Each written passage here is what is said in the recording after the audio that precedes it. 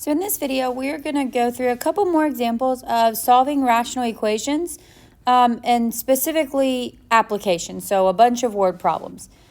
Something that may be handy to have is this words to math chart. And so anytime you see these words, it's going to kind of clue you into a specific operation. So you can see those there. You could take a screenshot of this or just pause the video and copy these down. They're just going to kind of help you sort through this translating phase. All right, so here's our first example. So this example says, in a museum, the ratio of adults to children is 7 to 12. If there are 285 people in the museum, how many children are there?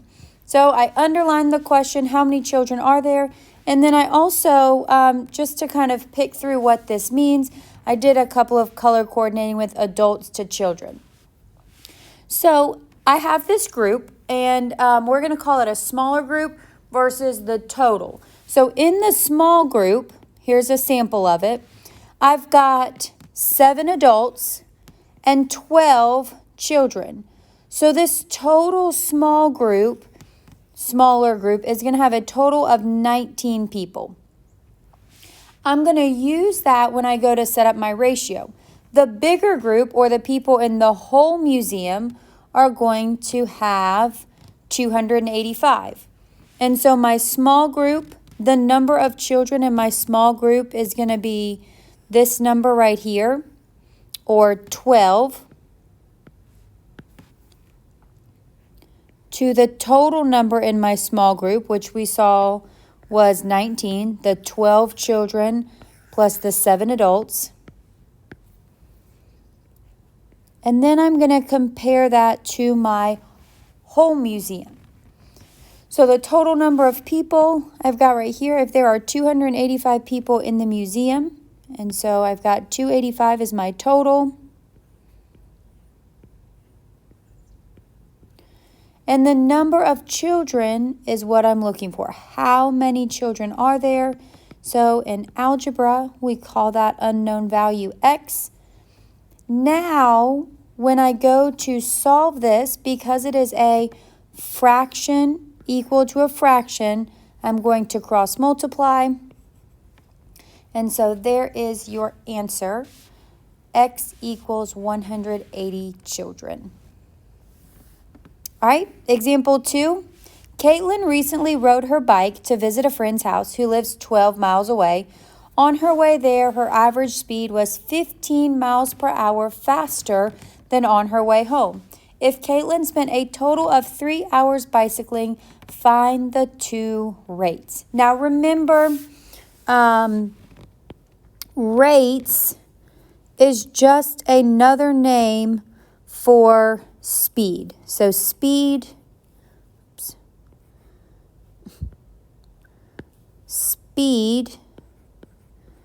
and rates is the same thing. And so it says to find the two rates, but then notice down here it says that we are looking for the average speed. Okay, so the first thing I'm going to do is just draw a picture. The picture helps me kind of sort through what's going on. And so here is Caitlin's house. There's my nice little bicycle. She's riding to her friend's house. On the way there, it was 15 miles per hour faster than on her way home. So I called on her way home X, which means that on the way there will be 15 plus X. And then, of course, the distance is going to be the same. It's going to be 12 miles, whether she goes there or back. We're assuming that she's going to take the same path. So I'm going to set up a table. So here's my table. Distance, rate, and time, way there and way back. This is a nice little cheat for distance equals rate times time, which shows us that time, which in this case is what we're going to be looking for, is distance divided by rate. Okay, so now to fill in the table, I'm going to use all of that information up here and fill in the table. And so let's just do right there for now. So I filled that in. The distance is going to be 12, whether she's going there or back.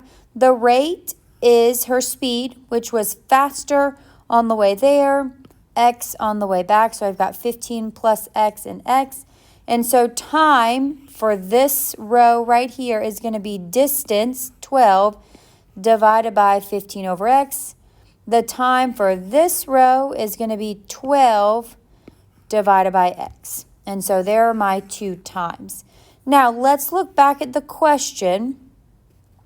This last sentence, if Caitlin spends a total of 3 hours bicycling. So that means her total time was 3 hours, which means the way there, this, plus the way back had to be 3 hours because that was my total biking time. So I've got the way there, 12 over 15 plus x, plus the way back, and that has to equal the total time of 3 hours. Now I'm going to solve this.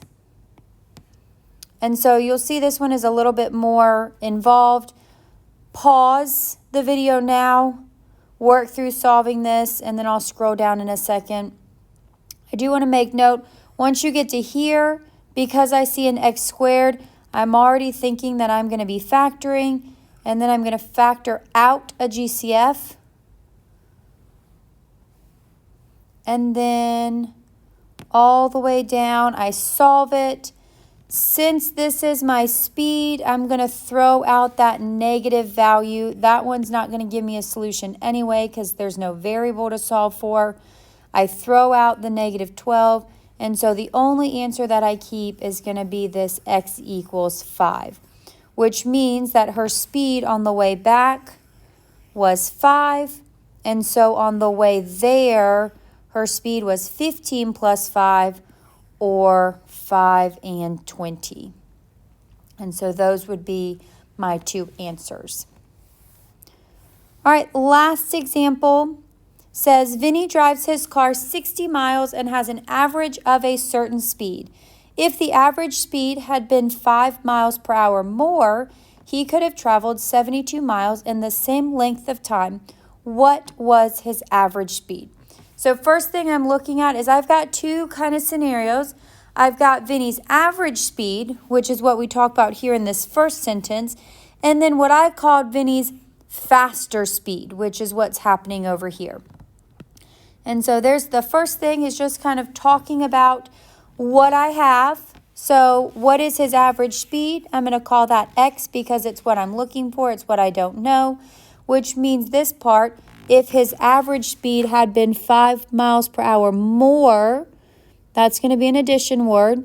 And so I've got x plus 5.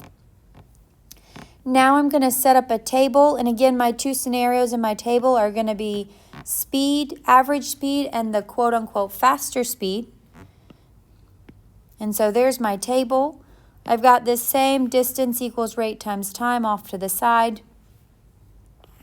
Here's my average speed, which it said Vinny drives his car 60 miles per hour. So that's going to go down here in my distance. My average speed rate is x, and then the time is going to be distance divided by rate, or 60 divided by x. The faster speed, which is what I'm saying is this part right here, if his average speed had been 5 miles per hour more, so that's going to translate to x plus 5, he would have traveled 72 miles. And then time is going to be distance divided by rate, or 72 divided by x plus 5. Now, let's go back. It says that if his average speed had been 5 miles per hour more, he could have traveled 72 miles in the same length of time. And so this right here, same length of time, is going to say that you are going to take these 2 times and set them equal to each other. So to solve this thing, same length of time means that I'm going to set them equal. 60 over x equals 72 over x plus 5. And now because this is a fraction equal to a fraction, I am going to solve this by cross multiplying. And so I'm going to cross multiply. which is going to give me a final answer of an average speed of x equals 25. And because they asked me for the average speed, this would be my final answer in Hawks. Hopefully this video has helped you. The goal of this video was not necessarily to show you how to solve the problems. If you're having a hard time with solving, you need to go back to it's not spelled right. If you're having a hard time with solving, you need to go back to the previous video that was specifically on solving rational expressions. Not this video. This is focused on setting up word problems, and then I showed you the solutions with the answer so you could check.